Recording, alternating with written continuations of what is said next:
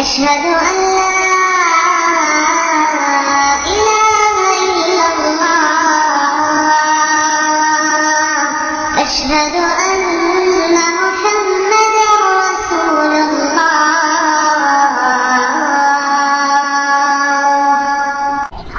نعت سننا۔ ڈاکٹر سعیدہ صاحبہ علی میڈیکیئر میں ڈاکٹر تھی۔ ان کے موبائل میں نعت لوڈ کی ہوئی تھی۔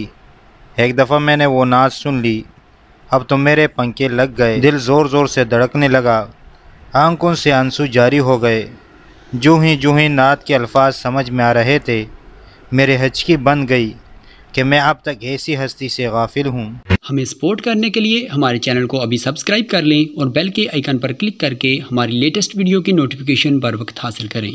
غفلت کا جرم الفاظ کے نشتر بن کر دل کے پار ہو رہے تھے، ہاتھ پیروں سے جان نکلتی محسوس ہو رہی تھی۔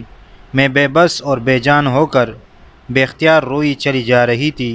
پورا اسٹاف میرے گرد اکٹھا ہو گیا، مجھے چپ کرانے لگا کہ تمہیں ہوا کیا؟ ایسی کیا بات تھی نعت میں؟ ہمیں تو کچھ نہیں ہوا۔ اب ان کو کیا بتاؤں کہ مجھے کیا ہوا؟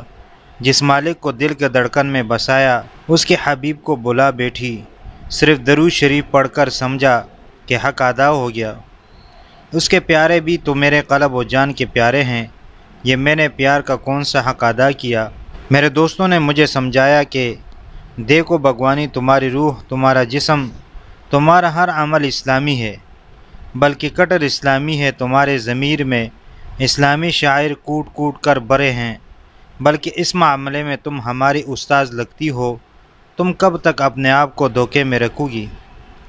جس لقب کے لیے اللہ نے تمہیں چنا ہے اس کو قبول کر لو، اس ہیجانی تذبذب سے تمہاری جان چھوٹ جائے گی، ورنہ یہ یاد رکھو تم پھر بیمار ہو جاؤ گی۔ میں دوستوں کو تکتی گئی، یہ کیسے ہو سکتا ہے کہ اپنے آپ کو نئی پہچان دوں؟ 2-3 ہفتے اسی ادھیڑ بند میں گزر گئے، کوئی فیصلہ نہ کر پا رہی تھی۔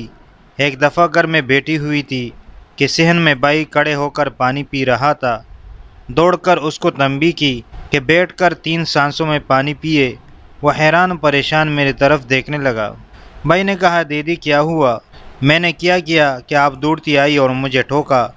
میں نے کہا یہ سنت طریقہ ہے۔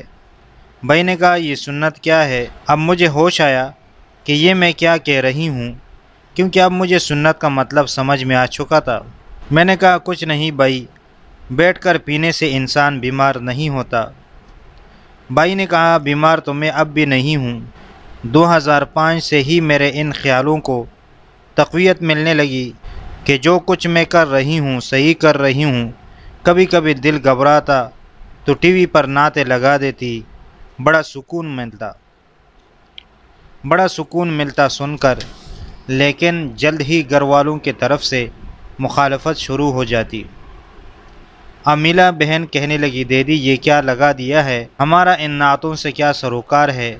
بور کر دیتی ہے آپ تو۔ کملا اور ریٹا بہن کہنے لگی، دیدی کے نہ جانے کیا کیا شوق ہے، اتنی اچھی فلم لگائی تھی، دیدی نے چینل بدل دیا۔ میں نے کہا اچھا بابا یہ لو بند کرتی ہوں، چلاؤ اپنی مرضی کا چینل، لیکن یاد رکھو فضولیات و فحاشی نہ کھول کر بیٹھ جانا، یہ کیوں گناہ کے کام ہے اور ذہنیت الگ بگڑتی ہے۔